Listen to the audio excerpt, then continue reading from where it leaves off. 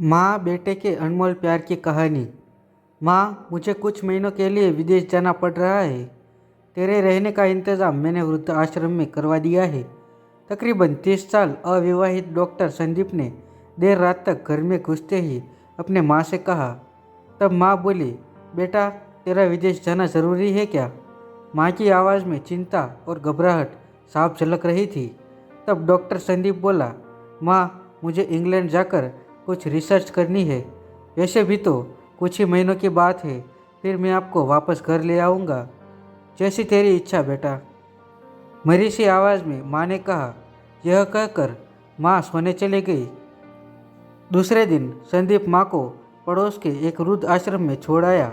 वृद्ध आश्रम में आने पर शुरू में हर व्यक्ति के चेहरे पर जिंदगी के प्रति हताशा और निराशा साफ झलकती थी, लेकिन जानकी देवी जी के चेहरे पर वृद्ध आश्रम में रहने के बावजूद कोई शिकन तक नहीं थी। एक दिन आश्रम में बैठे कुछ बुजुर्ग आपस में बातें कर रहे थे। उनमें से 3-4 महिलाएं भी थीं। उनमें से एक महिला बोली, डॉक्टर का कोई सगा संबंधी नहीं था क्या, जो अपनी माँ को यहाँ छोड़ गया? तब वहाँ बैठी एक महिला बोली, जानकी देवी जी के पति की मौत जवानी में ही हो गई थी। तब संदीप करीब 5 साल का था। पति के मौत के बाद जानकी देवी जी और उसके बेटे को रहने और खाने के लाले पड़ गए थे। तब किसी भी रिश्तेदार ने उनकी मदद नहीं की थी। जानकी देवी जी ने दूसरों के घर में झाड़ू पोछा करके अपने बेटे संदीप को पढ़ाया लिखाया। संदीप भी पढ़ने लिखने में बहुत होशियार था, तभी तो वह डॉक्टर बन गया। वृद्ध आश्रम में करीब 7 महीने गुजर जाने के बाद एक दिन जानकी देवी वृद्ध आश्रम के संचालक मुकेश शर्मा जी के ऑफिस के नंबर से अपने बेटे को फ़ोन किया और कहा, संदीप, तुम इंडिया आ गए हो या फिर अभी भी इंग्लैंड में ही हो?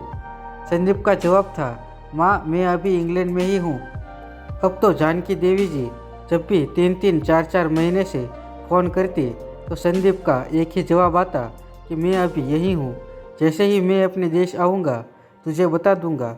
इस तरह समय गुजरता गया और 2 साल गुजर गए। अब तो वृद्ध आश्रम के लोग भी कहने लगे कि देखो कैसा चालाक बेटा है, कितने धोखे से अपनी माँ को यहाँ छोड़ गया। तभी आश्रम का एक अन्य बुजुर्ग बोला, मुझे तो नहीं लगता कि डॉक्टर कोई विदेश गया होगा, वह तो बुढ़िया से छुटकारा पाना चाह रहा था। तभी किसी और एक बुजुर्ग ने कहा, मगर वह तो शादीशुदा भी नहीं था, फिर होगी कोई गर्लफ्रेंड। इसने कहा होगा, पहले माँ के रहने का अलग इंतज़ाम करो, तभी मैं तुमसे शादी करूँगी। 2 साल आश्रम में रहने के बाद जानकी देवी जी को अपनी नियति का पता चल गया। बेटे का गम उन्हें अंदर ही अंदर खाने लगा। वह पूरी तरह टूट गई। 2 साल आश्रम में और रहने के बाद एक दिन जानकी देवी जी की मौत हो गई। उनकी मौत पर आश्रम के लोगों ने आश्रम के संचालक शर्मा जी से कहा, इसकी मौत की खबर इसके बेटे को दे दो। हमें तो नहीं लगता कि वह विदेश गया होगा, वह होगा यहीं कहीं अपने देश में। तभी शर्मा जी बोले, इसके बेटे को मैं कैसे खबर करूं? उसे मरे तो 3 साल हो गए।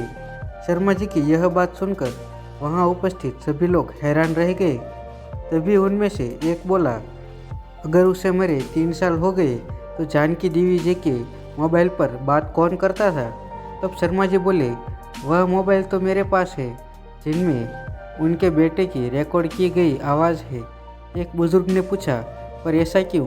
तब शर्मा जी बोले, करीब 4 साल पहले जब संदीप अपनी माँ को यहाँ छोड़ने आया था तो उसने मुझसे कहा कि शर्मा जी, मुझे ब्लड कैंसर हो गया है और डॉक्टर होने के नाते यह मैं अच्छी तरह जानता हूँ कि इसके आखिरी स्टेज में मुझे बहुत तकलीफ़ होगी। मेरे मुंह और मेरे मसूड़ों में खून भी आएगा। मेरी यह तकलीफ़ मेरी माँ से देखी न जा सकेगी, वह तो जीते जी मर जाएगी। मुझे तो मरना ही है, पर मैं नहीं चाहता कि मेरे कारण मेरे से पहले मेरी माँ मरे। मेरे मरने से पहले 2 कमरों का हमारा छोटा सा फ्लैट और जो भी घर का सामान आदि है वह मैं आश्रम में दान कर दूंगा। यह दास्तां सुन आश्रम के सभी लोगों की आंखें भी नम हो गई। जानकी देवी जी का अंतिम संस्कार आश्रम में ही कर दिया गया। उनके अंतिम संस्कार में शर्मा जी ने आश्रम में रहने वाले बुजुर्गों के परिवार वालों को भी बुलाया। माँ बेटे के इस अनमोल प्यार और अटूट दास्ता का कुछ लोगों पर इतना असर हुआ कि कुछ लोग अपने बूढ़े माँ बाप को वापस घर ले गए। आपको यह कहानी कैसी लगी हमें कमेंट करके ज़रूर बताना और अपने परिवारजनों के साथ शेयर भी ज़रूर करना।